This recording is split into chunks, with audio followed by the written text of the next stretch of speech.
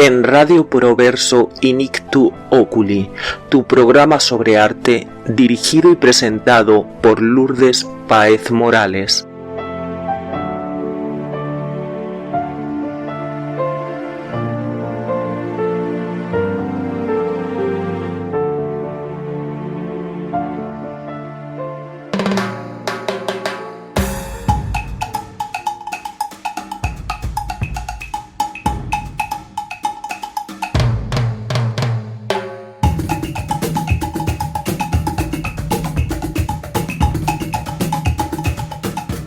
¿Cuánto estábamos deseando que llegara este momento?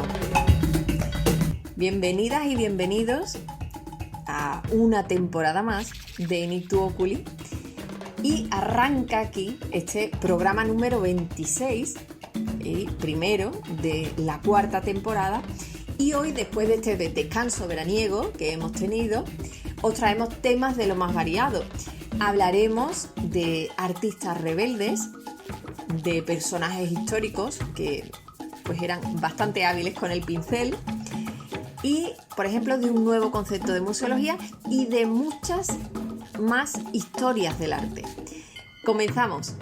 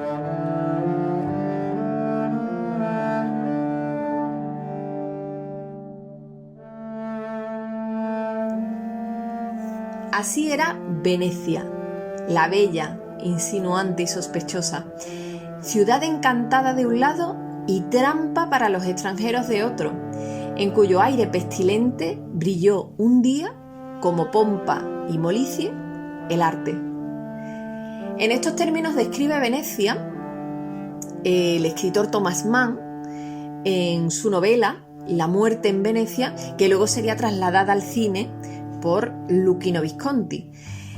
Allí en Venecia nace en septiembre, mes tal y como en el que estamos, de 1518, uno de los artistas más rebeldes de la historia, Jacopo Robusti, llamado Il Tintoretto, y se apodó así porque su padre era un tintorero, es decir, su oficio era el de teñir esas suntuosas telas venecianas que alcanzaron por aquellos tiempos fama mundial.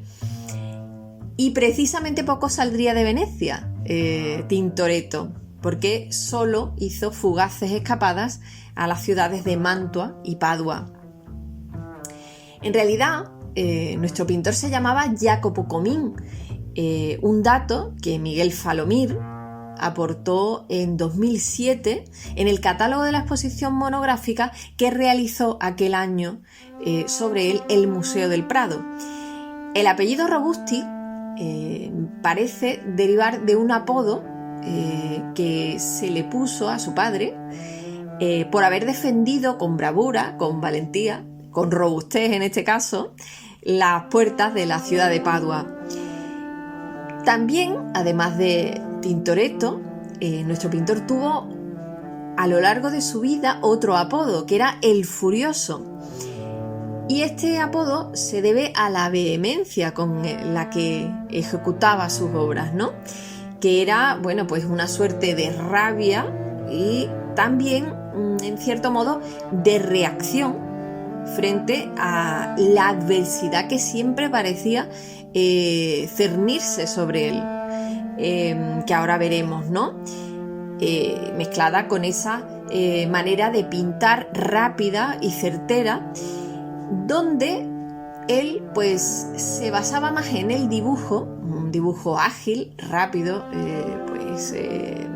bastante consistente, dándole a ese dibujo preeminencia por encima de lo que es el color. Esa furia con la que pintaba pues hacía que a veces dejara sus obras en cierto modo inacabadas, como veremos después, lo cual pues le trajo sin duda más de una crítica por parte de la sociedad veneciana. Su inclinación a la pintura surge muy pronto, porque con carboncillos se dice que pintaba las paredes de la tintorería donde trabajaba su padre. Esa buena mano que tenía ya desde niño pues hace que le llevasen al taller del mejor pintor de Venecia en aquel momento, que era Tiziano. Según nos cuenta su biógrafo, uno de sus biógrafos, Carlo Ridolfi, fueron solo 10 días los que Tiziano le mantuvo en el taller, porque precisamente intuía que era el pintor que un día pues le haría sombra. De su formación conocemos bastante poco. Se cuenta que aprende las técnicas de una manera autodidacta y no se sabe si es leyenda o tiene algo de verdad, algún pozo de verdad, que algunos rasgos de su pintura, como por ejemplo el non finito, es decir, esa sensación de no acabado de sus pinturas, de no terminadas, las aprende de los pintores de muebles con los que parece que se formó. Y que, bueno, que sí es cierto que estos pintores de muebles pues utilizaban frecuentemente en sus composiciones, y que algo que no se había visto en lo que se denomina la alta pintura, ¿no? La pintura de caballete. Nos habla precisamente este biógrafo Ridolfi de su costumbre de romper las extremidades de cuerpos muertos para ver las uniones y los músculos. Sabemos por esas palabras que, por tanto, estudiaba la anatomía de cadáveres, como venían haciendo también otros artistas en su tiempo. También Ridolfi nos habla de una costumbre muy curiosa y muy inusual de Tintoretto, que era la de elaborar dioramas para sus composiciones, construyendo pequeñas arquitecturas con cartoncitos y tablones de madera, y también fabricaba pequeños personajillos de cera y arcilla a los que vestía con telas y suspendía de hilos para, después de iluminar esas pequeñas estancias, esos dioramas, pues ver esas figuras y los efectos de claroscuro que provocaban en ese espacio, ¿no? La escultura fue para Tintoretto una constante fuente de inspiración, pero fundamentalmente la escultura clásica y la escultura de Miguel Ángel, que copió numerosas veces en sus bocetos y que acababa pues reelaborando en sus personajes pictóricos. Así, los cuerpos de sus personajes femeninos no son los de mujeres delicadas o delgadas, sino que son cuerpos de modelos masculinos que él transforma y a los que superpone un rostro más o menos femenino. Es el caso, por ejemplo, de la Susana, de su versión de Susana y los viejos, que está hoy en el Kunsthistoriskes de Viena, ¿no?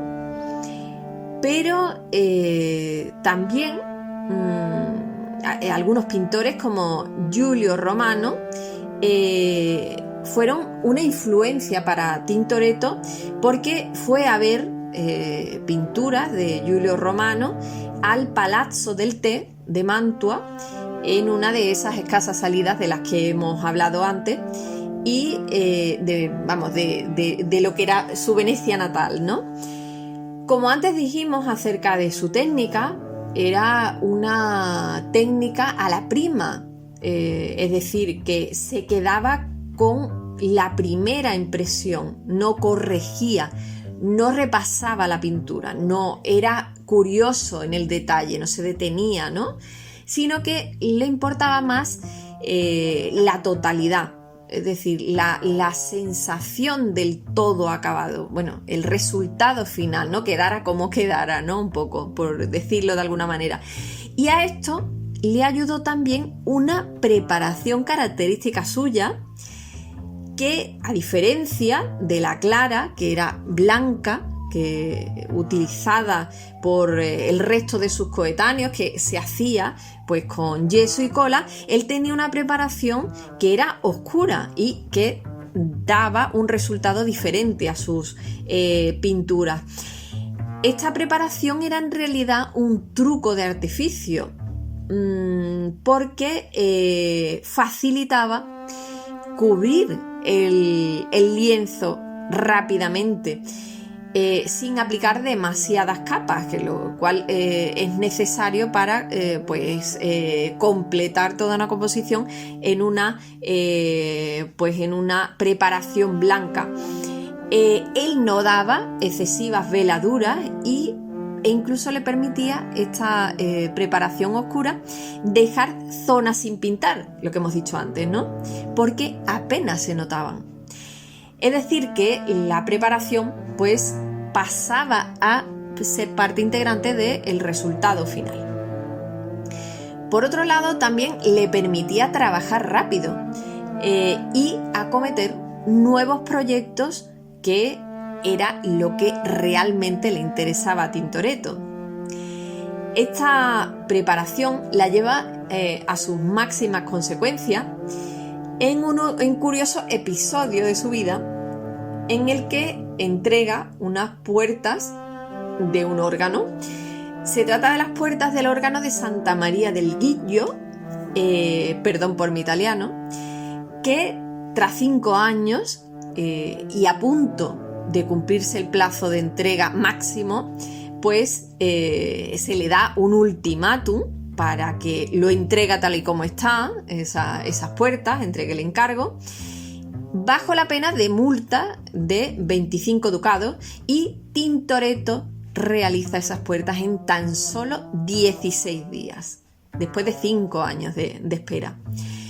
No me puedo reprimir de leeros un fragmento de un comentario sobre esta obra del órgano que he encontrado en una página de Facebook de Corus Venecia, que es la asociación sin ánimo de lucro de las iglesias del Patriarcado de Venecia, y que dice así: las obras ante las que se encontró el asombrado fiscal contaban exactamente los días transcurridos entre el ultimátum y la entrega. 16 días de trabajo loco y apresurado, cualquier cosa menos 5 años de cincelado. De toda la máquina que contenía el órgano en forma de cofre, solo nos quedan hoy los lienzos interiores de las puertas, entre otras cosas, musealizadas al revés, con los 4 evangelistas Lucas y Mateo por un lado, Marcos y Juan por el otro. Quien busque evangelistas majestuosos con sus andares pesados y solemnes, ricamente vestidos, se quedará perplejo ante estas 4 figuras masculinas que solo por la gracia de Dios no salen en picado del lienzo, peligrosamente posadas sobre una masa de nubes oscuras. ¿Qué decir de San Marcos, patrón de la ciudad, retratado de frente en una pose tan descalza y plebeya que parece un gondolero en su hora del almuerzo, descalzo, despeinado y tan poco evangélico que pensamos inmediatamente en el primer San Mateo que Caravaggio quería para la capilla Contarelli? devuelto al remitente precisamente porque estaba descalzo, era analfabeto y decididamente impresentable para la comunidad. Sin embargo, lo más chocante de la obra de Tintoretto es la técnica empleada. El pobre procurador debió de releer el contrato 20 veces. Si 5 años antes Jacopo Tintoretto había cobrado el anticipo de los colores, ¿por qué no hay ni una sombra de color, salvo las capas de los santos del primer plano y un poco de carne? Simplemente para ganar tiempo. Los lienzos en efecto carecen incluso de la tradicional imprimación y los colores se extienden directamente sobre la preparación oscura, obtenida de la cocción de retales y colas que en virtud de la necesidad se promueve al color y ocupa descaradamente, embellecida con algunas pinceladas de luz, la mitad superior de los lienzos. Puede que semejante operación no nos escandalice demasiado, pues ahora estamos tan impregnados de impresionismo que ya no prestamos atención a ciertos contrastes. Para la época, sin embargo, presentar un lienzo con la preparación visible equivalía a ofrecer al dux un manojo de rábanos, una elección original pero inaceptable. Sin embargo, es posible ignorar, sobre todo teniendo en cuenta los medios y el tiempo empleados, la fuerza y la energía desatadas por los dos lienzos, en los que la caligrafía y el estilo de Tintoretto son tangibles, palpables, vívidos, por necesidad o por agotamiento. Contarini los aceptó. Me parece maravilloso. No tiene desperdicio ninguno este comentario.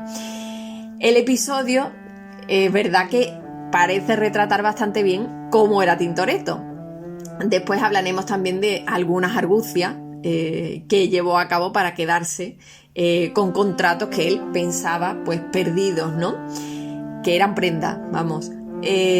Una de las pruebas de que Tintoretto casi improvisa sobre el lienzo son sus numerosos pentimenti o arrepentimientos en español, que son esos cambios de postura de los personajes que muchas veces acaban aflorando a la superficie por el envejecimiento precisamente de los pigmentos. Otra prueba de que Tintoretto se dejaba llevar demasiado, algunas veces, por la improvisación, es la práctica inexistencia de bocetos finales de sus obras. Sí se han conservado bastantes dibujos del pintor que no son precisamente estudios preparatorios, sino para ejercitar la mano. Uno de los escasos ejemplos de bocetos preparatorios que sí que se conservan de él es el que actualmente está en las colecciones del Staatsliche Museum de Berlín. Mi alemán es también nefasto, que sirve pues de ensayo a una obra que se conserva en la Alte Pinakothek de Múnich, que es la de Venus, Vulcano y Marte. Ese boceto, que está hecho en carboncillo y tiza, pues parece responder a uno de esos dioramas de los que hablábamos antes, de esos teatrillos con los maniquíes a los que pues iluminaba y para ver los efectos de luces y sombras, ¿no?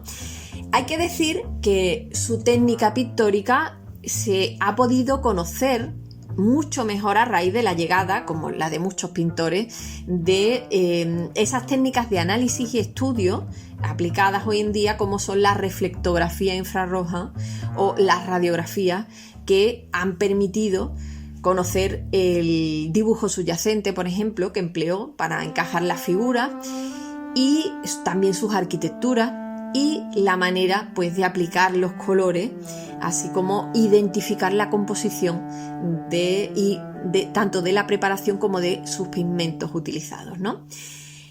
Hay varios episodios novelescos en su producción artística, porque cómo logró colocar una obra suya ya acabada en un techo, el de la Escuela de San Rocco, para ganar un concurso, o cómo realizó la obra más gigantesca sobre lienzo que existe. Pero en un ratito lo veremos, porque antes damos la bienvenida a nuestra compañera, la historiadora del arte Irene Pulido, que nos va a hablar sobre algunos personajes históricos que eran, parece ser, bastante diestros en esto de manejar los pinceles. Adelante, compañera, bienvenida a esta nueva temporada de Nictu Oculi.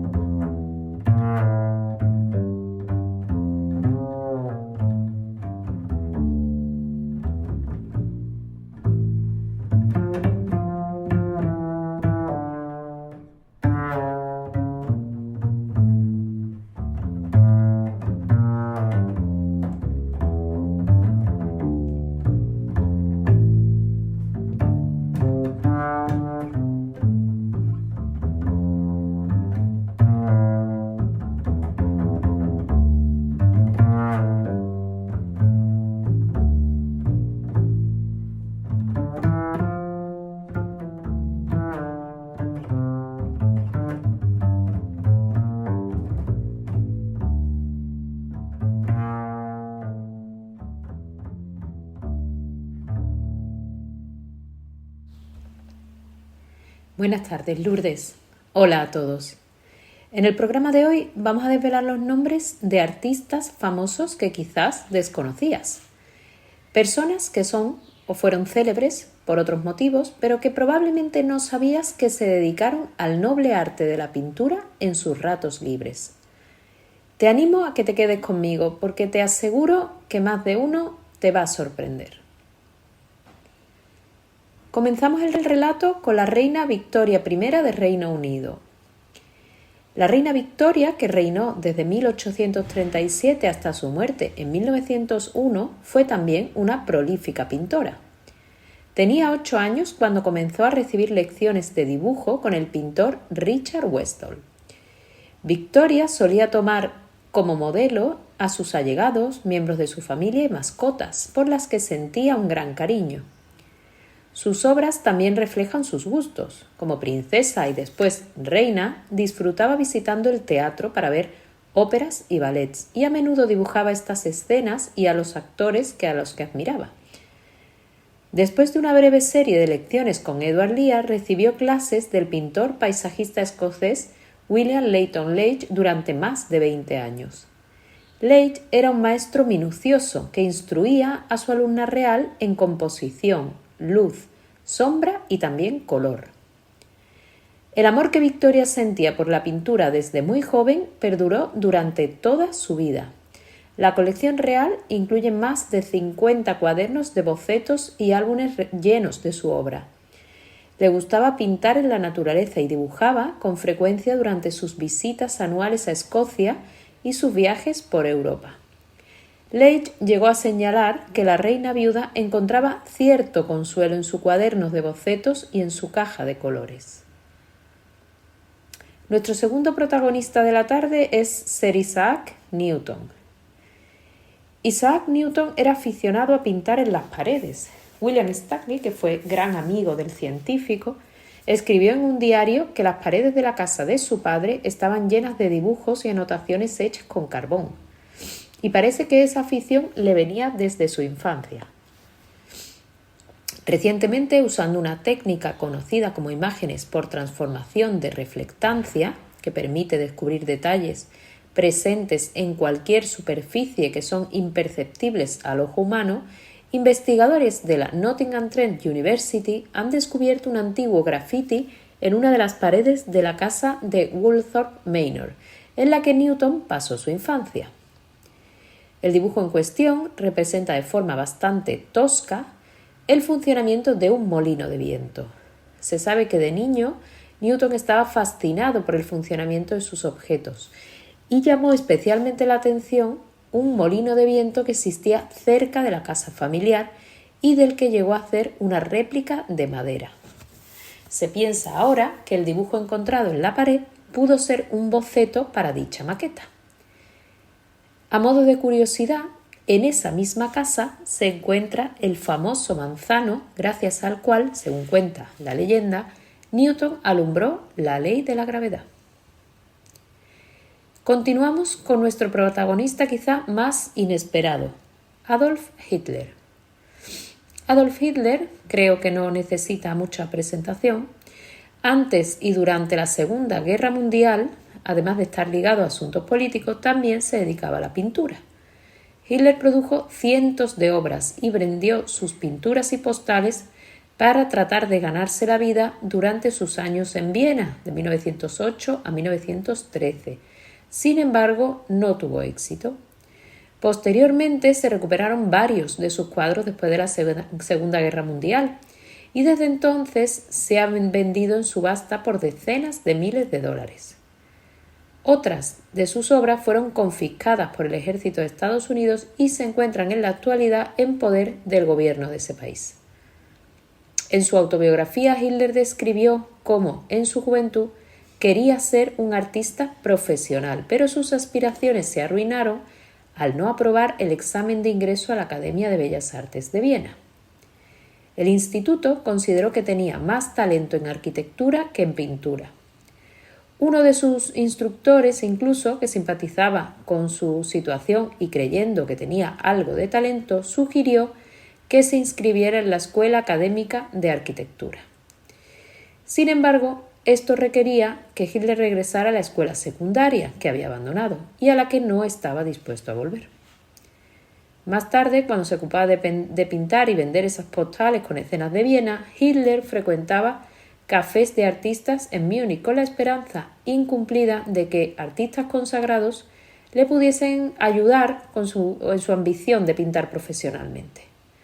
Tal era su amor por el arte que Hitler le llegó a decir al embajador británico Neville Henderson: «Yo soy artista y no político. Una vez que se resuelva la cuestión polaca, quiero terminar mi vida como artista».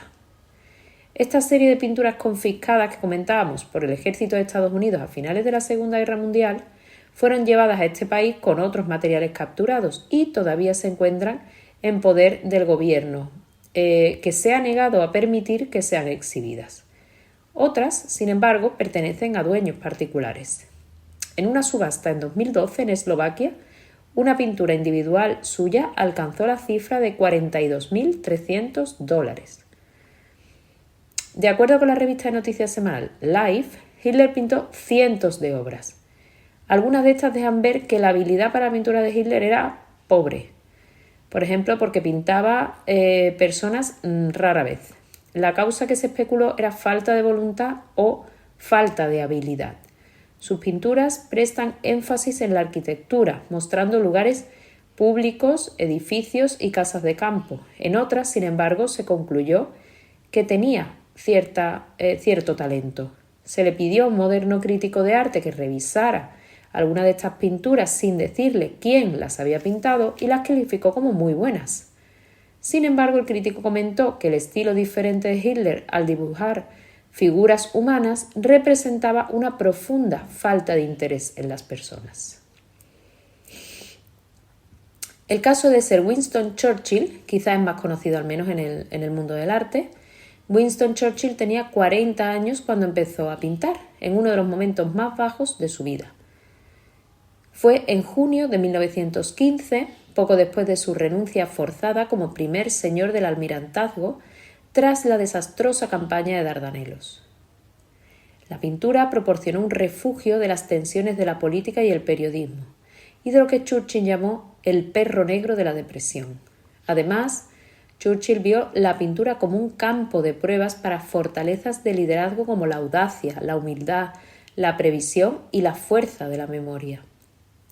Según Duncan Sandys, bisnieto de Churchill e hijo de Julian Sandys, aunque la pintura era solo un pasatiempo, Churchill aprendió nuevas habilidades que utilizó en su vida política y diplomática.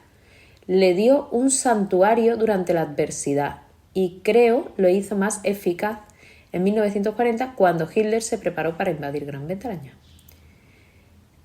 En cuanto a las referencias a su estilo artístico, Churchill se inspiró en los impresionistas y disfrutó de la pintura plein air.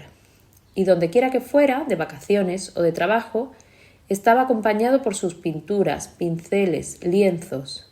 Sus temas preferidos eran el paisaje y los paisajes marinos. Sus aproximadamente 550 lienzos cuentan las historias de sus viajes a través de Europa, América del Norte y Norte de África. Churchill fue en gran parte autodidacta como pintor, aunque su estilo fue desarrollado a través de la tutoría de amigos y pintores consumados como Sir Oswald Berkeley, Sir William Nicholson o Walter Sickert. Visitó museos y galerías para estudiar grandes obras y copió pinturas de Charles d'Aubigny, de John Singer Sargent y de Paul Cézanne. Y ya para cerrar el capítulo de hoy, un caso actual, mucho más cercano a nosotros, el actor Johnny Depp. Johnny Depp debutó como pintor con su serie Friends and Heroes en una exhibición en la galería británica Castle Fine Arts.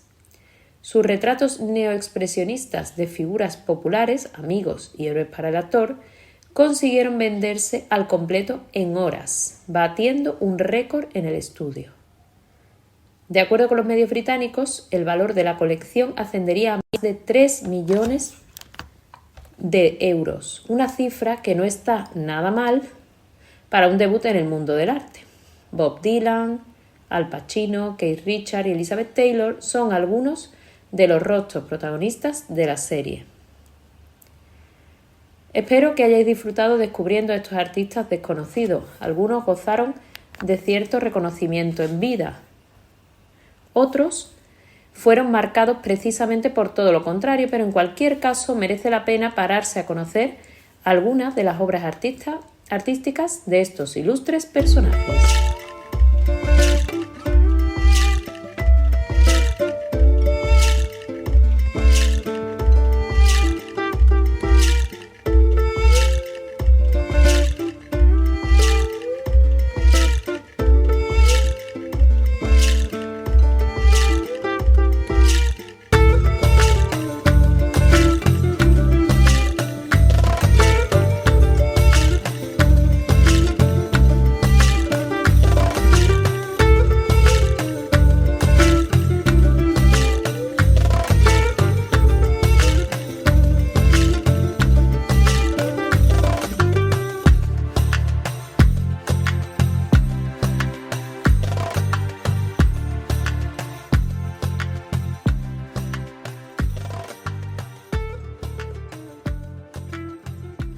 Queremos hacer ahora un alto en el camino en la historia de Tintoretto para hablar sobre la importancia de la historia del arte en nuestra sociedad.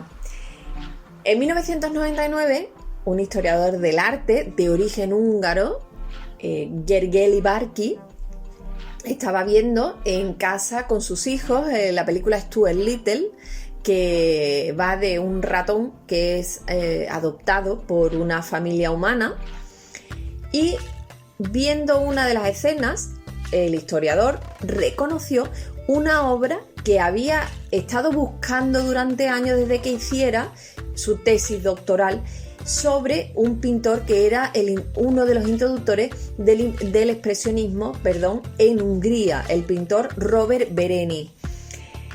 A la pintura en cuestión, Mujer dormida con jarrón negro, se le había perdido la pista en 1928, pero gracias al entrenado ojo de Bárki, pues fue nuevamente localizada. Relacionada con esta historia está la de Jeremy Simien, que es un historiador del arte afroamericano, que normalmente busca por internet pues obras donde aparezcan representadas personas africanas que llegaron como esclavos a Estados Unidos. En el histórico de una casa de subastas en la web, vio un cuadro que había sido vendido un par de veces, pero con una ligera diferencia, puesto que había en la segunda ocasión que se había vendido una cuarta figura, eran 3 en la primera venta, que había aflorado en la superficie, pues como un pentimenti, una especie de pentimenti, pero en realidad alguien había ocultado esa figura. Simien reconstruyó la historia material de esta obra y dio con el dato de que tras permanecer en una misma familia durante más de un siglo, en los años 70 del siglo XX, la propietaria la cede al Museo de Nueva Orleans, que tras 30 años de mantenerla en los almacenes sin restaurarla y tampoco sacarla a sala, pues decidió deshacerse de ella por medio de una acción que realizan los museos americanos, que se llama el de accessioning, y la vendió a una casa de subastas. Un anticuario la adquiere en esa ocasión, la restaura, y fue cuando aparece esa cuarta figura desaparecida, que no era sino un joven negro bien vestido que, según la documentación conservada por la familia que la había poseído durante casi un siglo, pues era un esclavo muy querido que alguien decidió en algún momento tapar mientras le perteneció. Y es en ese momento de esa segunda venta cuando la adquiere Jeremy Simien, que buceó en su historia hasta dar con el nombre del esclavo, que se llamaba Bélisaire. Desde 2023 esta obra forma parte de las colecciones del Metropolitan de Nueva York. Estas son otras historias que pues nunca se han contado y que también son necesarias y deben ser puestas a la luz de nuevo por los museos y por la historia del arte. Damos ahora la bienvenida nuevamente a nuestra compañera, la historiadora del arte, Carolina Verdejo, que nos trae un nuevo concepto relacionado con la ciencia de los museos, que es la museología. Adelante, Carolina, bienvenida a esta nueva temporada de Inictu Oculi.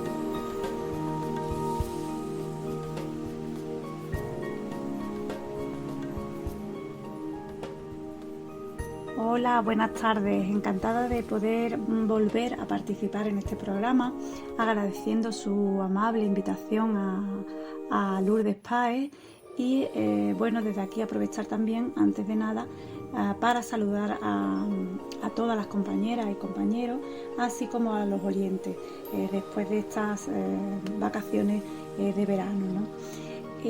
Hoy me gustaría compartir con vosotros un tema que cuando empecé a profundizar en el ámbito de la museología, y de eso hace ya, me temo, muchos años, me resultó muy llamativo por lo desconocido que era para mí y sobre todo por lo opuesto que está al concepto de inalienabilidad de las colecciones de los museos públicos que rige en nuestro ámbito nacional e incluso en el europeo.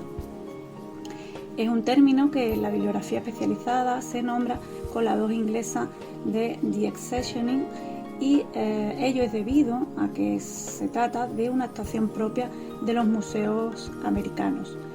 Se traduce al español como cesión de colecciones, alienación y, como veremos en las directrices del ICOM, para la baja de colecciones se traduce con el término de baja. Se define comúnmente como la venta de obras de las colecciones de un museo para realizar nuevas adquisiciones. Es así como aparece en la mayoría de los museos que realizan este tipo de actuaciones, así como también en las principales asociaciones de museos americanos, donde además se indican las normas reglamentarias que se deben cumplir en este tipo de procedimientos. Como veremos, tienen varios puntos en común con las directrices publicadas por el ICOM y ese Consejo Internacional de Museos, ¿no?, del que acabamos de citar. El concepto de deaccessioning se define en esta guía del ICOM como el acto de eliminar de forma legítima un objeto de la colección de un museo. Especifica además que cuando la ley no prohíba a un museo dar de baja un objeto, lo puede hacer en base a algunas de las razones que detalla en un decálogo. En primer lugar, cita como una de las motivaciones para este tipo de baja de colecciones que el objeto esté tan deteriorado que no sea posible restaurarlo o que su restauración podría poner en peligro su integridad. En segundo lugar, la razón que se esgrime para iniciar este tipo de actuación es que el objeto suponga una amenaza para la salud y la seguridad. En tercer lugar, se indica también que el museo sea incapaz de garantizar la preservación del objeto adecuadamente debido a sus requisitos particulares de almacenamiento o conservación. También, en cuarto lugar, cita que el objeto sea un duplicado sin valor añadido como parte de una serie. En quinto lugar, señala que la calidad del objeto sea pobre y carezca de valor estético, histórico y o científico para su exposición o estudio. En sexto lugar, también señala que el objeto o la colección que se determine que la autenticidad o atribución sea falsa, ¿no?, o fraudulenta, y que este objeto o colección fraudulento carezca del suficiente valor estético, histórico y o científico para justificar su retención.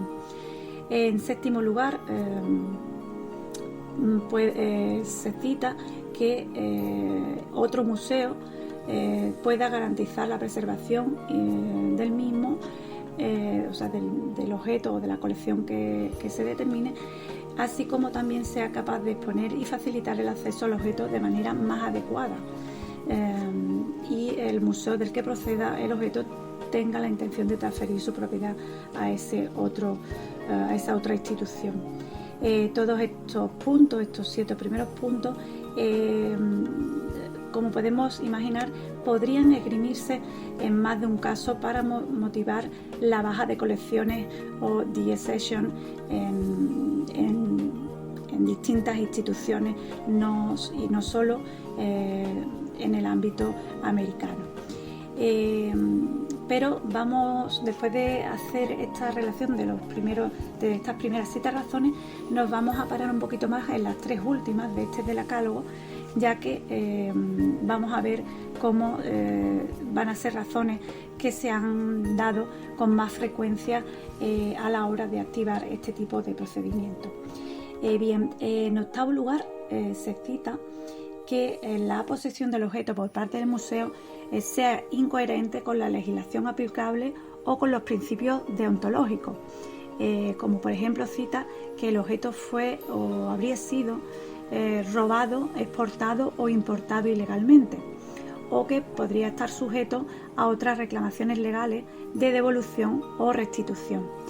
Este punto es bastante interesante porque es la forma en la que la Galería Nacional de Washington, que no aplica la deaccession en sus colecciones, lo ha hecho por primera vez en un caso reciente que tuvo lugar, si no recuerdo mal, en el año 2020, cuando la Junta Directiva de esta Galería Nacional dio de baja una escultura de un ave para su devolución al país africano de Benin, y además cita cómo no va a ser el primer caso en este tipo de razones, ¿no?, por la que se da la baja de colecciones en este museo, que, como decimos, no ha permitido la deaccession entre sus actuaciones para dar de baja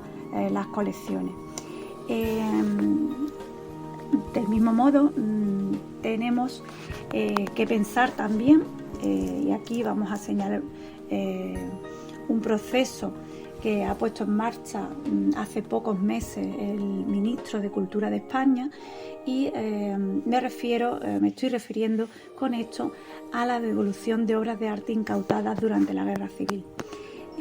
A través de este proceso que se ha iniciado recientemente, como decimos, se han podido identificar más de 5.000 piezas y que se han puesto a disposición de la ciudadanía de Internet para que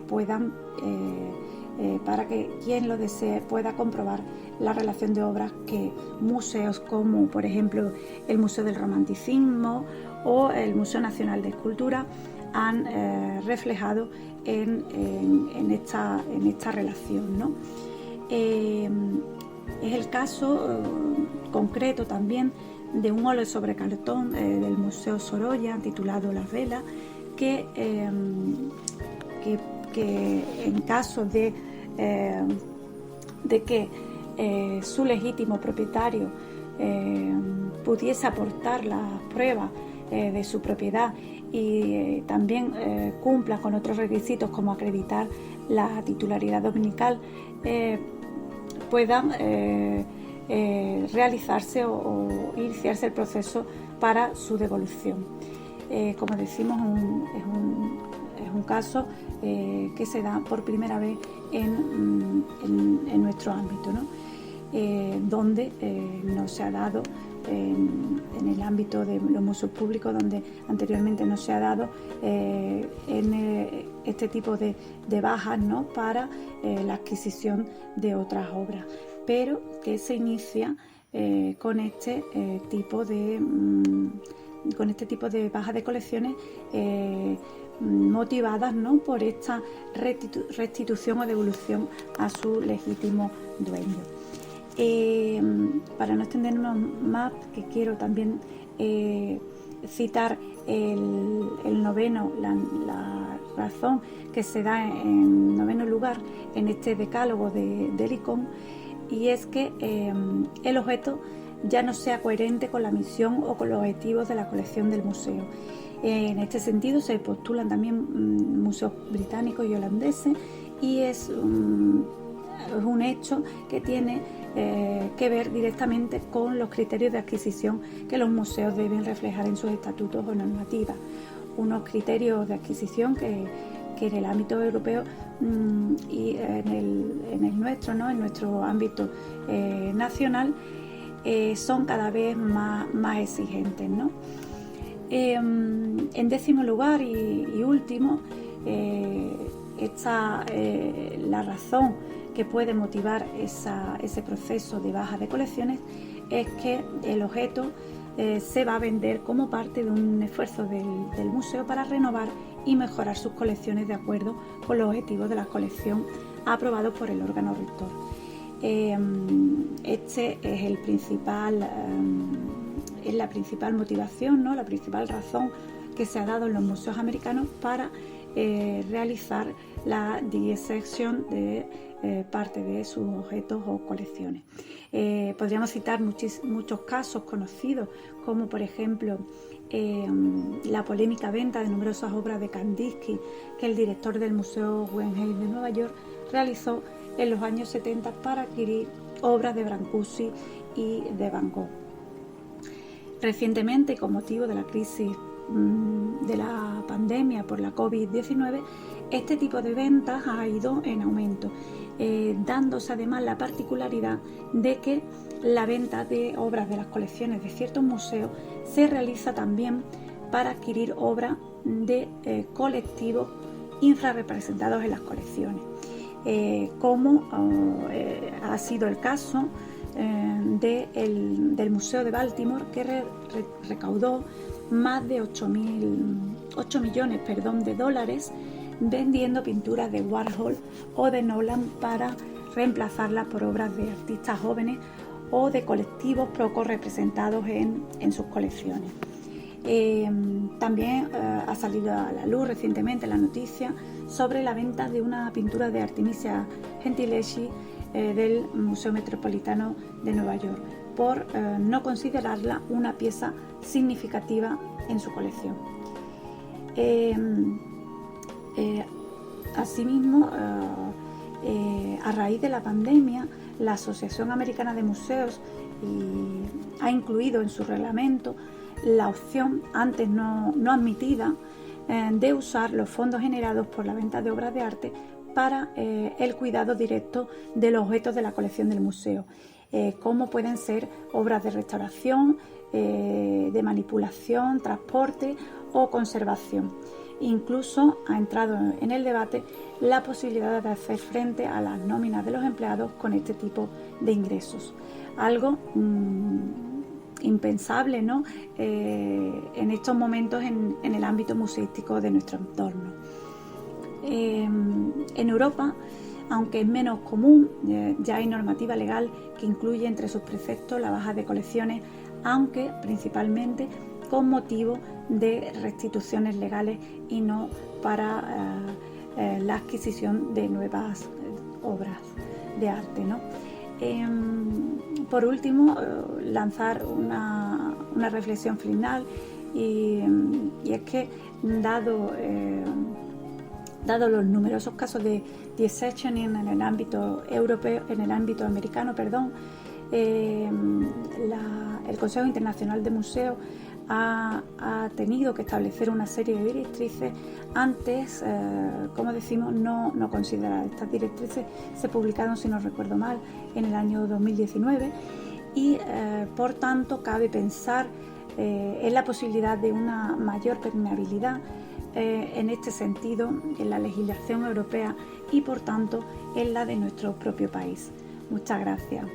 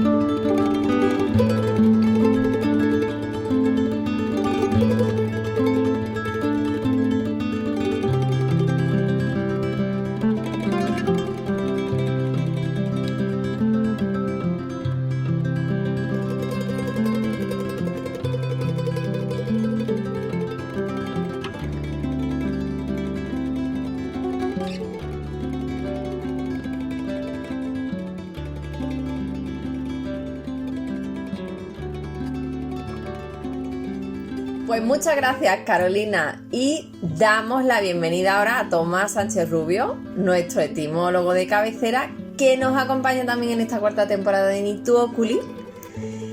Hola, Tomás.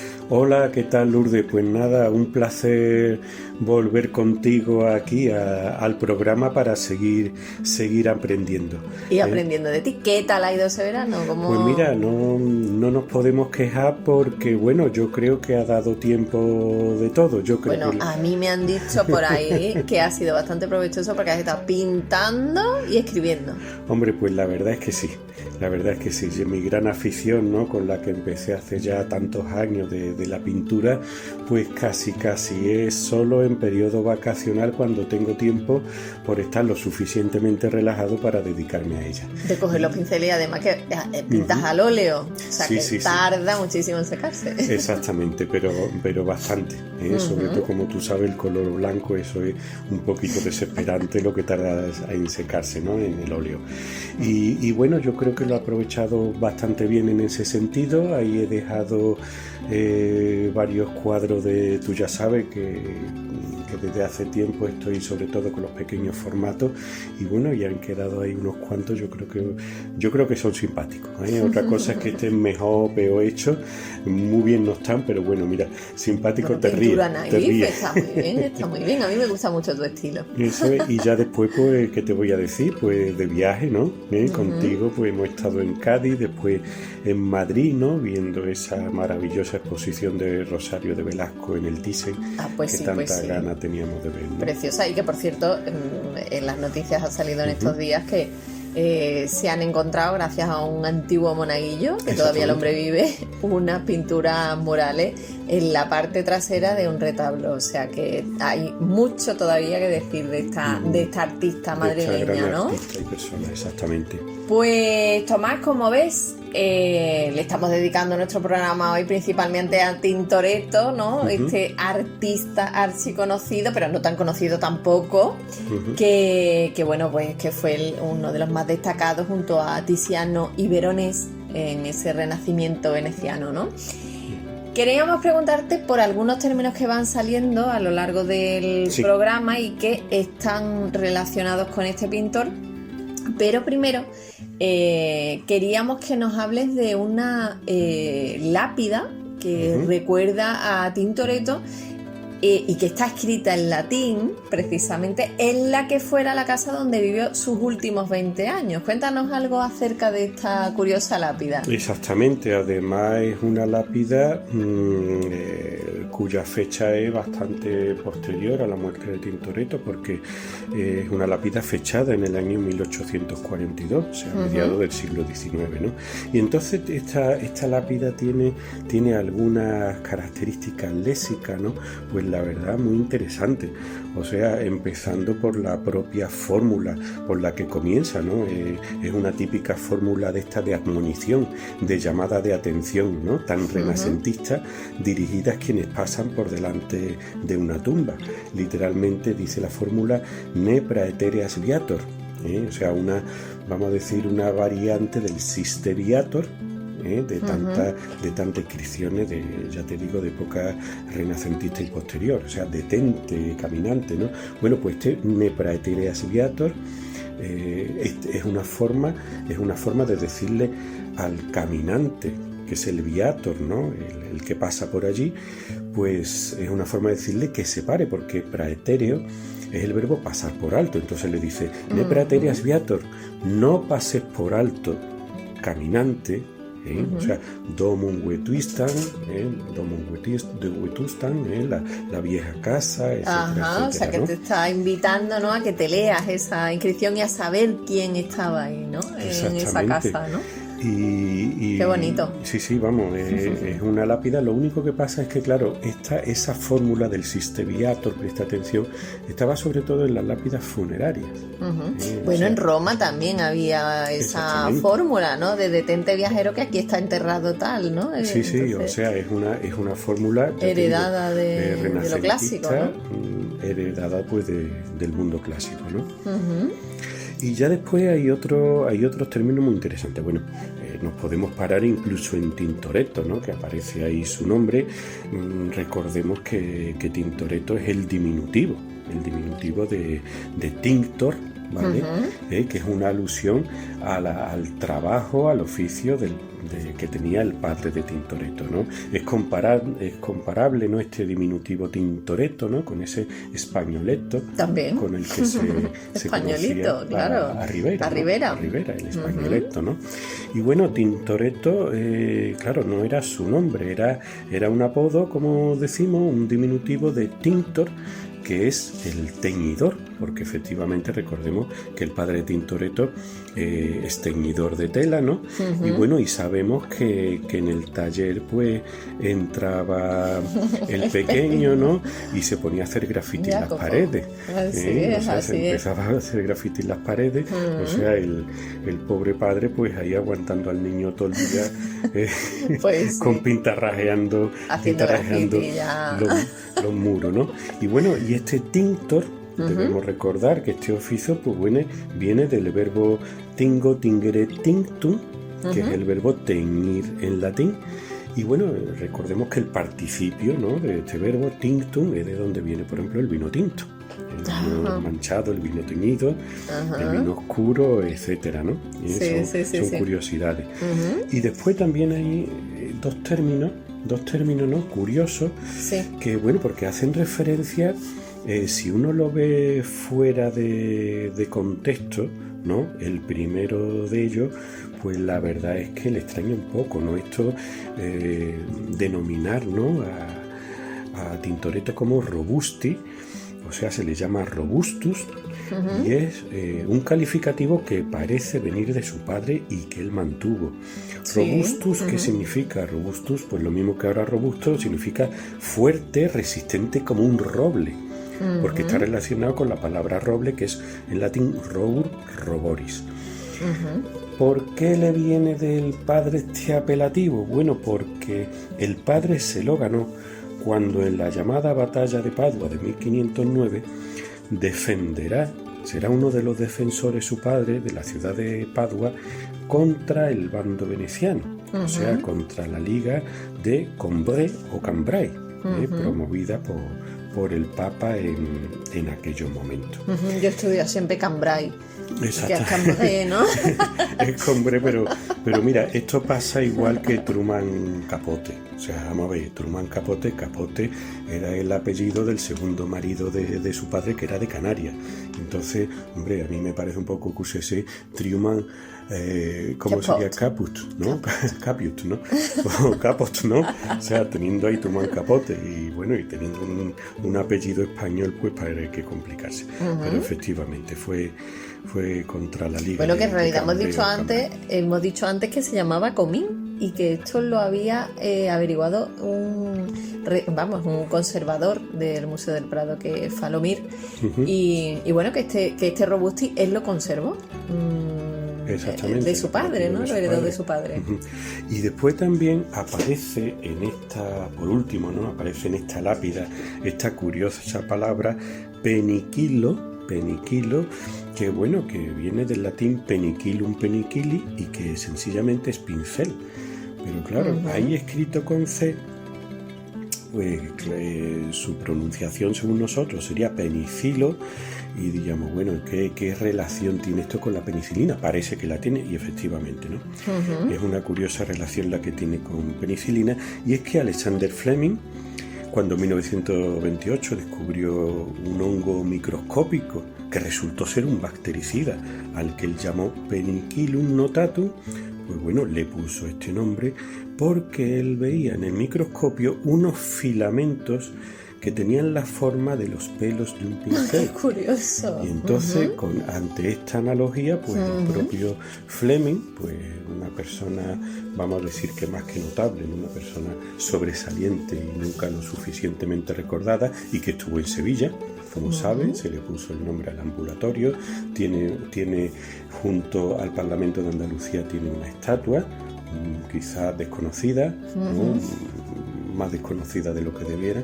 Bastante. Pues en fin, este gran hombre pues tuvo esa gran idea de llamarlo de esa manera, ¿no? Como el pincel. Bueno, en inglés es pencil. Pencil, O sea que exactamente. está bastante cercano, ¿no?, a lo que es el latín, ¿no?, la palabra en latín.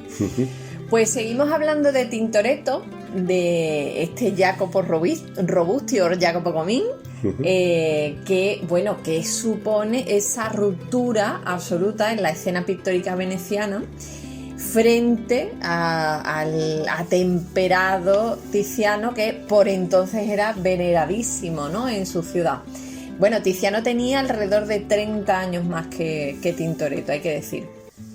Aparte de esa preparación oscura de la que hemos hablado antes, que utilizaba, de la ejecución a la prima y del non finito, o sea, de la manera de pintar muy improvisada, no acabada, Tintoretto crea en sus composiciones un nuevo sistema espacial porque rompe con lo que es el punto de vista frontal, es decir, el punto de vista que normalmente tendría un espectador al mirar una composición, pero él rompe con ese punto de vista y gana dinamismo creando puntos de fuga hacia los laterales de las composiciones, o sea, crea como vistas en diagonal, en perspectiva, lo que hace que también pues se acentúe esa sensación de improvisado, ¿no?, de movimiento, de desorden en sus composiciones. Una técnica, ¿no?, muy audaz, la verdad.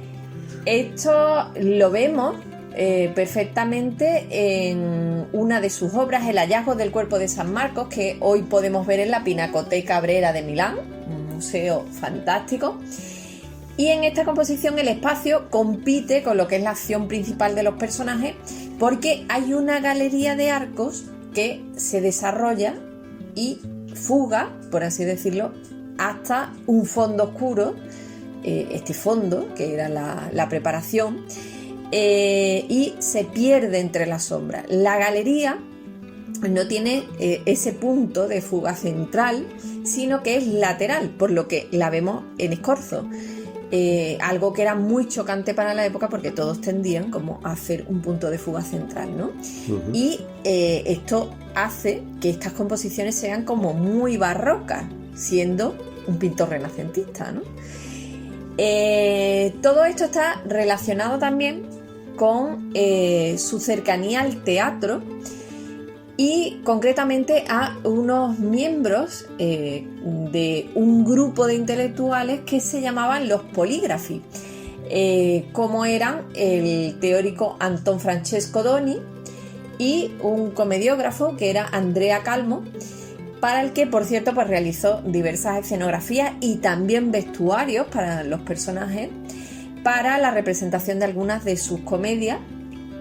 Y estas escenografías y estos vestuarios pues dejaron perplejo por sus artificios al público veneciano, según nos cuenta Ridolfi, que era su biógrafo, como habíamos visto.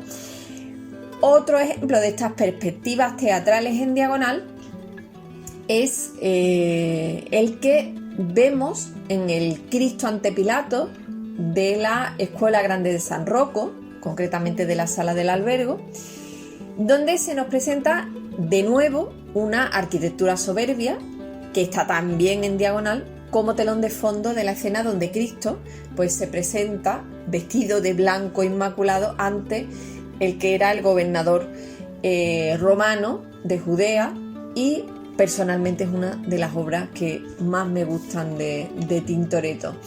Pero hace algo también muy interesante, fíjate, Tomás, que es que él estudia el espacio donde va a colocar la obra. Marco Boschini, que es su otro biógrafo que está más cercano en el tiempo, habla acerca de esto. Dice: iba primero a observar el lugar donde iba a ser colocada, a ver la altura y la distancia. Y luego cita que hacía también escenitas con pequeños muñequitos para ver el resultado, para conseguir pues la escena más potente, ¿no?, el resultado más vistoso. Y cuando crea la obra que es la liberación del esclavo de San Marcos en 1548 para la escuela de San Marcos, pues tuvo en cuenta las ventanas que tenía alrededor el que iba a ser el espacio que iba a ocupar la obra, y también pues el espacio disponible que tenía delante, e incluso, fíjate, el momento del día en que la obra debía verse en su máximo esplendor, y era, en este caso, la tarde, que era precisamente cuando se reunían los miembros de la escuela en aquella sala. O sea, era todo un virtuoso del efectismo, como vemos, ¿no? Exactamente, no se preocupaba del contexto material. Bueno, y yo creo que es algo que también tendrán pues artistas como Bernini y Borromini, ¿no? O sea, esa preocupación por lo por que el espacio, ¿no? sería el espacio, ¿no? Y eso que me dice del y el momento exacto día, donde se debía ver, ¿no? Es que por algo los genios son los genios, ¿no? Totalmente. Es que eso es así. Pero ahora queremos hablar de esas pequeñas triquiñuelas de las que hablamos al principio del programa, que hizo para intentar pues ganarse, ¿no?, al público veneciano, e intentar pues sacar el cuello, ¿no?, dentro de esta escena pictórica que, como vemos, no era fácil, ¿no?, teniendo de contrincantes a Tiziano y luego a Veronés, ¿no? Aunque bueno, es verdad que algunas de estas historias, estas triquiñuelas, parece ser que son más leyenda que realidad, ¿no? Pero vamos a contar la de 1564, cuando la Escuela Grande de San Rocco convoca un concurso público para realizar una pintura oval para el techo de esa sala del albergo, y pues a él Tintoretto, sabía que iban a comparecer los mejores pintores de ese momento en Venecia, como podían ser Salviati, Zuccari o el propio Veronés, ¿no? Bueno, pues los pintores debían presentar para este concurso, pues debían presentar sus bocetos a la escuela, pero Tintoretto no las tenía todas consigo, porque además la competencia era muy buena y su mala fama tampoco ayudaba, y crea una artimaña para poder ganar el concurso. Y es que se las ingenia para pues que le faciliten las medidas que tenía precisamente ese óculo, y logra insertar la pintura ya acabada y realiza para ese óculo pues su San Roque in Gloria, ¿no? San Roque in Gloria. Cuando cierra el plazo de la convocatoria, la pintura ya está colocada en el lugar definitivo, con lo cual pues evita que otros pintores puedan acceder a pintarlo, ¿no? De hecho, la Escuela de San Roque pues se dice que no desdeñaba ningún regalo, y por eso pues al final tiene que conformarse con el San Roque que había pintado Tintoretto y lo había colocado en ese lugar, ¿no? Pero es que ve la competencia, ¿no?, que existía en aquella época por los encargos, ¿no? Por parte de los grandes maestros. Total. Bueno, pues el San Roque no se movió de ese sitio, pero la Escuela de San Roque pues le obligó a pintar el resto de la sala de manera gratuita, o sea que tampoco le salió el encargo, como tú dices, echa la torta en pan, ¿no? Así que se le castigó de esa manera.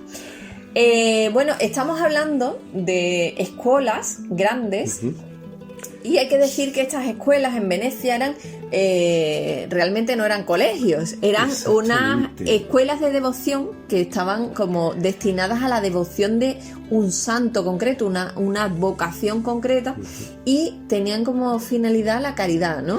Exactamente, es que este término de escuela puede resultar equívoco, ¿no? Porque verdaderamente cuando se habla de las escuelas, ¿no?, o escuela en singular, no se ve la gran importancia que a lo largo de los siglos desempeñaron esta institución en la vida de Venecia, ¿no?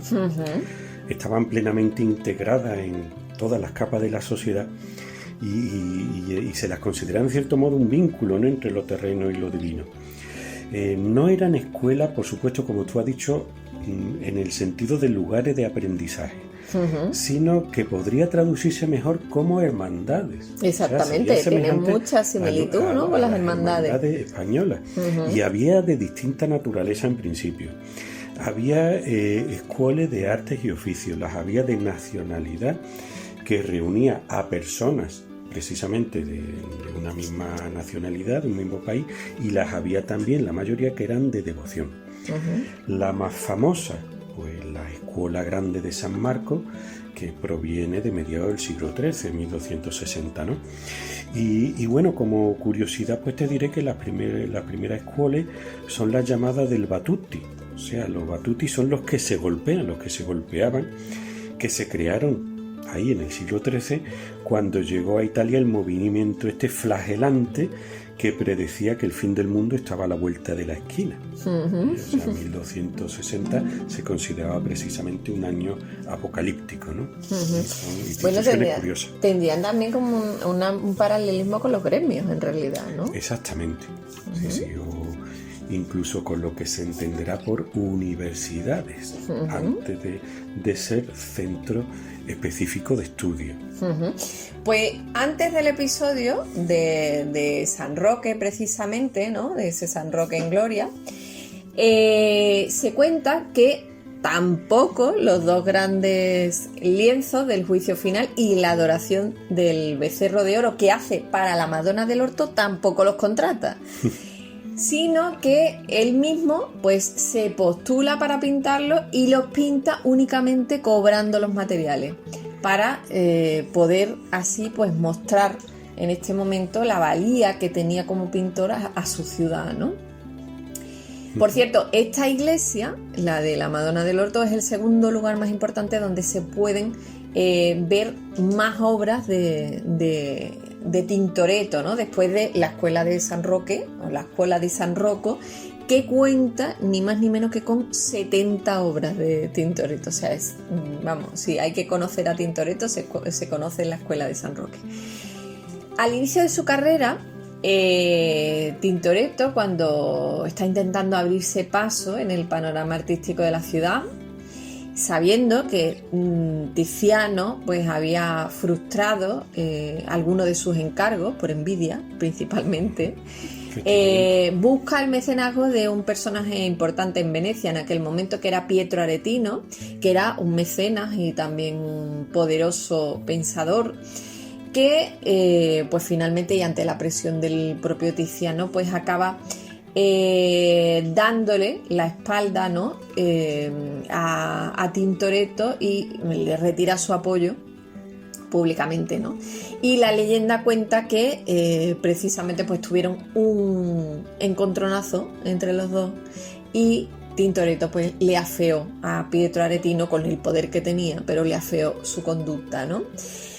Pues siendo leyendas o realidad, la verdad es que las pinturas de Tintoretto dejan ver que su personalidad realmente era controvertida, no era una persona demasiado convencional, ¿no? Tintoretto dejó sus mejores obras en Venecia y pues Venecia le ha querido recordar, por ejemplo, en ese epitafio del que hablabas antes, pero si te parece, háblanos de unos términos que se nos han quedado en el tintero, que son ese finito, referido al non finito, no acabado, ¿no?, que tanto practicaba Tintoretto, que como hemos visto, por ejemplo, en aquellas puertas de órgano, pues dejaba prácticamente la preparación al aire y no completaba esas composiciones, ¿no? Dejaba mucha de la preparación sin cubrir, ¿no? Exactamente, o sea, el no finito es sencillamente el no acabado. Tenemos que remontarnos al latín finis finis, ¿no? Esta palabra de la tercera declinación, pues que significa límite, significa frontera y por lo tanto también significa final. El verbo finio, finire, pues era precisamente acabar. Y entonces ese término, ¿no?, muy transparente, ¿no? Entonces, exactamente, lo ha heredado el italiano, y entonces pues indicando que no estaba acabada, que eran pinturas, vamos a decir, inacabadas, lo cual al fin y al cabo pues redunda en la expresividad totalmente de esos cuadros, ¿no? Y que heredaron pues los expresionistas modernos posteriormente. Efectivamente. Pues, ¿qué te parece si me comentas algo sobre ese Jesús ante Pilatos, acabado en S? Curioso. Que precisamente, pues yo no tengo claro, porque un profesor en la carrera nos contó una historia que yo no sé si es cierta del todo, que es que, bueno, lo mismo es chauvinismo sevillano, pero nos contó que precisamente ese Pilatos que utilizamos actualmente en Sevilla y también en España por el peso que tiene la Semana Santa, ¿no? Pues provenía precisamente de un personaje sevillano del Renacimiento que le llamó a su palacio Casa de Pilatos, con ese, ¿no? Final. Exactamente. Entonces no sé si esto es cierto o eso es así, una leyenda también. Es un tema en el que unimos el pasado clásico con la Edad Media y el Renacimiento, ¿no? Porque, bueno, primero yo creo que es interesante comentar algo acerca de Pilato o Pilatos, ¿no? Este hombre que, como todos sabéis, pues pertenecía al orden ecuestre y fue el quinto prefecto de la provincia romana de Judea, ¿no? Lo fue durante 10 años, entre el año 26 y el año 36, y fue designado prefecto directamente por Tiberio, a instancia o aconsejado por el prefecto del pretorio Sejano. Como todos sabéis, Sejano cayó en desgracia frente a Tiberio, frente al emperador, y bueno, y acabó la cosa fatal. Bueno, pues este Pilato, unas veces lo vamos a ver como Pilato y otras como Pilatos, pero los dos términos son igualmente correctos y así lo recoge la Fundeu. Ya sabéis que la Fundeu es la Fundación del Español Urgente, Fundeo RAE, ¿no? Y bueno, es una institución, bueno, que nos ayuda muchísimo cuando llegan momentos de dudas. Pero porque además para las redes sociales y para los medios de comunicación, es decir, para tener un correcto español. Debieran los medios de comunicación prestarle mayor atención a la Fundeu y a otras instituciones o manuales parecidos, ¿no? Pero claro, no hacía falta que la Fundeu nos lo dijera, porque lo cierto es que tenemos que partir de que la auténtica lengua internacional de la época de Jesucristo por encima del latín era el griego. O sea, los judíos no tenían por qué conocer el latín, aun siendo la lengua del imperio y estar colonizados por ellos, pero sí conocían el griego, que era el idioma no solo de la cultura, sino sobre todo del comercio. Entonces, desde el punto de vista del latín, el nombre de Poncio Pilato es Pontius Pilatus. O sea, una palabra como mucho masculino del latín, pues de la segunda declinación. Y entonces, al transcribirlo en español, pues no le haría falta la S, o sea, sería Poncio Pilato. O sea, digamos por evolución fonética, Pontius pasa Poncio, y entonces pues tendríamos que sería Poncio Pilato y ya está. Pero sí es cierto que este hombre, en griego el nombre, pues sería Pontios Pilatos. Como digo, una lengua totalmente extendida en el Oriente. Y claro, desde el punto de vista del griego, o sea, su nombre helenizado termina en os, sin ningún problema. Porque digamos que las terminaciones que en latín son en us, en griego son en os. Tenemos, por ejemplo, anthropos, ¿no? Filos, etcétera, ¿no? Y entonces, pues, los dos son correctos y nos lo recuerda la Fundeu, ¿no? Que nos dice que en rigor, y si tomamos como base el nombre latino, debería ser Poncio Pilato. Pues la terminación latina us como norma general equivale a o, etcétera, etcétera. Sin embargo, en español está asentada la forma Pilatos a través del nombre griego. Ajá, o sea que él eso seguramente lo dice la Fundeo. Fadrique trajo, ¿no? De la Tierra Santa trajo precisamente Pilatos. Exactamente. Eso, ¿no? Y además yo pienso también que quizá, pues, para el hablante español incluso de aquella época, para el castellano de aquella época, pues es muy posible que fuera más grato al oído, menos cacofónico, la forma Pilatos que Pilato. Es posible, eso es una teoría particular, ¿no? Y bueno, y este hombre, pues Fadrique Enrique de Rivera, ¿no? Que fue el que construyó el palacio... Sí, la casa de Pilatos. La casa de Pilatos, ¿no? Pues bueno, tiene una historia curiosísima, ¿no? Porque este era un noble que murió en 1539. Era el primer marqués de Tarifa, adelantado mayor de Andalucía. Su padre era Pedro Enrique de Quiñones y su madre Catalina de Rivera, en honor de la cual pues existe todavía un paseo bellísimo en los Jardines Murillo de Sevilla, ¿no? Y bueno, encuadrado entre la Edad Media y el Renacimiento, pues nació en nada menos que lo que en aquel momento era la calle Real, que es la actual calle San Luis. Y bueno, este buen hombre, pues en 1518, decide emprender un viaje de peregrinación a la ciudad santa de Jerusalén.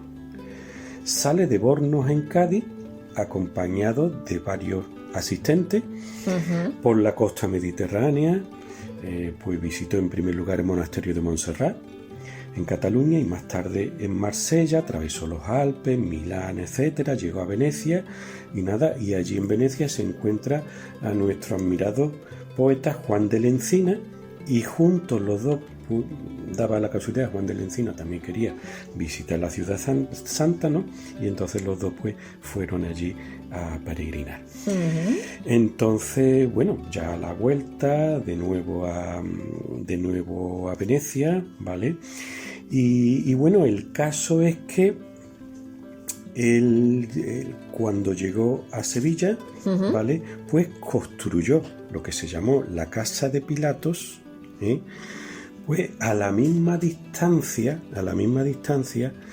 que había en Jerusalén, que se pensaba desde el monte Gólgota o Calvario hasta el Palacio de Pilato. Quiero decir que él reconstruyó en Sevilla lo que sería la distancia que recorrió Jesús desde el Palacio de Pilatos, hasta el monte Gólgota o Calvario. Podía ser así, podía no ser así. Entonces, esa distancia se representaba entre el humilladero de la Cruz del Campo, ¿vale?, en las afueras de Sevilla, hasta donde decide construir su palacio, ¿no? Entonces, pues, ahí... Y además pone un Vía Crucis con 12 con todas sus estaciones por el camino, que se mantienen todavía, siguen existiendo los azulejos, ¿no? Y poco, pues estuvo en Venecia pocos años antes que Tintoretto, o sea que la verdad es que un poco más camino, y se lo cruza. Pues muchas gracias, Tomás, por traernos de nuevo todas estas pinceladas, nunca mejor dicho, hoy de esta cultura clásica que tan presente está efectivamente en nuestra vida, en nuestra cultura, en nuestra cotidianidad. Y nada, que te esperamos en el mes de octubre. Pues ya deseando volver. Lourdes, mucha suerte y un saludo para todos vosotros, amigas y amigos. Muchas gracias. Pues la producción de Tintoretto es muy extensa y la verdad es que no podemos hacer una selección sin que se queden muchas obras en el tintero. Y nunca mejor dicho los de Tintero por aquellos de Tintoretto, ¿no?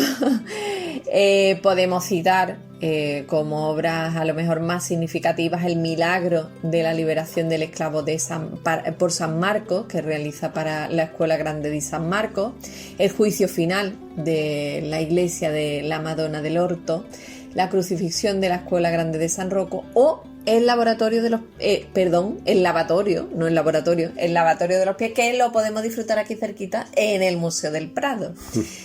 El estilo de Tintoretto no gustaba a todos, como sí sucedía, sí había más consenso con las obras de Tiziano o del Veronés, ¿no? Vasari el creador de las vidas de los pintores le va a criticar, por ejemplo, pero será Tintoretto redescubierto a siglos más tarde por historiadores como Roberto Longhi o incluso por artistas como Cézanne, que dirá que su pintura es gigantesca. Está todo, desde la naturaleza muerta hasta Dios. Es el arca inmensa, todas las formas de la existencia y con un pathos, una pasión y una imaginación increíbles. Su innegable sello tuvo continuidad en su taller, muy productivo, hasta bien entrado el siglo XVII, del que estuvo al frente su hijo Domenico, y fueron también, en menor medida, pintores su hijo Marco y su hija Marietta, a la que en los últimos años intenta reivindicarse, pero de la que desgraciadamente no se conserva ni una sola obra que sepamos. Hemos querido traer hoy a Jacopo Robusti, Tintoretto, del que en 2024 se han cumplido 430 años de su muerte, para estrenar esta sección sobre artistas rebeldes que mes tras mes traeremos a nuestro programa de Inictu Oculi. Aquí terminamos, esperamos que hayas disfrutado de nuestra compañía y te esperamos en el siguiente capítulo de Inictu Oculi ya en el mes de octubre. Hasta entonces, un saludo.